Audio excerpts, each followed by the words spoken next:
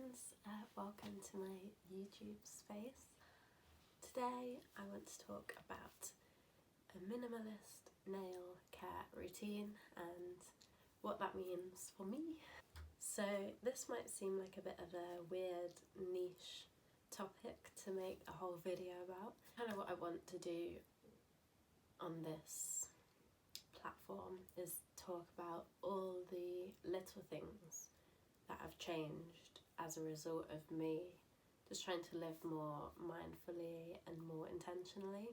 My nails have been one of the things that has changed. I grew up in a house that had a drawer full of nail varnishes, and I loved having my mum paint my nails and choosing a different colour each weekend. As I got older, I still enjoyed it. I enjoyed having different colours on my nails and choosing, and felt special to do my nails. But then I began to realise that I actually did not enjoy the process of painting my nails and waiting for it to dry and then have it chip the next day and having to reapply or smudge. It became such a faff, and I realised that it becomes such a faff. Paint my nails less and less. And then it took me listening to a podcast that talked about minimalism and a nail routine, where she just said that she never wore nail varnish and she'd gotten rid of all the nail varnish, and I was just like, I want to do that. I did not want nail varnish to even be an option in my life anymore. Now, this is not me saying that you should get rid of all your nail varnish. If you like painting your nails and you want to feel like your nails look pretty, you go girl. And I will see a friend with nice nails and I will compliment the nice colour on her nails and I love it, but I don't want to paint my nails. It's too faffy. I got rid of my last nail varnish a few months ago. After listening to that podcast, I gave it to a friend. I have no nail varnish now, and I even have been to a wedding and I didn't feel the pressure to paint my nails, which would usually I would have used to have absolutely died if I went to a wedding without my nails done. I would have thought that was so off the cards. But it was fine, and I don't think anybody cared, and I certainly didn't care.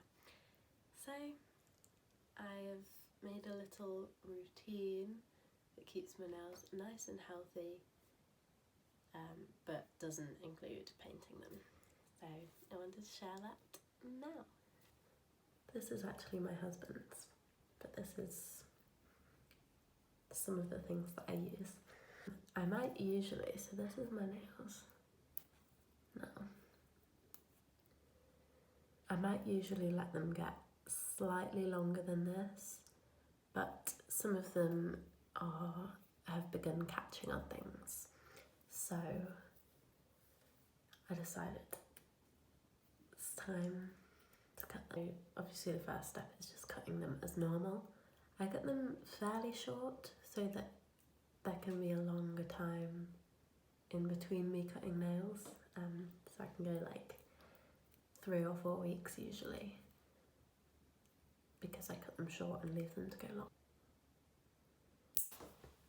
So that is them all cut roughly to the same length.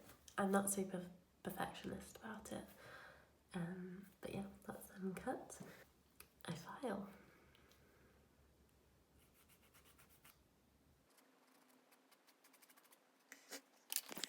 All filed. So next step is where it can seem a bit extra, but I definitely notice a difference when I do this versus when I don't. So Alex and I have disagreed on whether this is an ear spoon or a cuticle pusher. So it's used as both in this household. Yeah, I just use this and just push my cuticles right down, and once all my cuticles are pushed down, I clip them. This is something that I never really thought about doing myself until I had a lady do my nails for my wedding, and she just said the main thing that makes a difference between doing your own nails and getting them done in a salon is like having your cuticles pushed back and clipped. And I definitely agree, since doing it myself, I think my nails look a lot smarter than they would without. So it's my cuticle cutter and just, that's definitely the most fiddly part of this whole process, is cutting my cuticles. But last but not least, I just use some jojoba oil just to moisturise around the nail beds.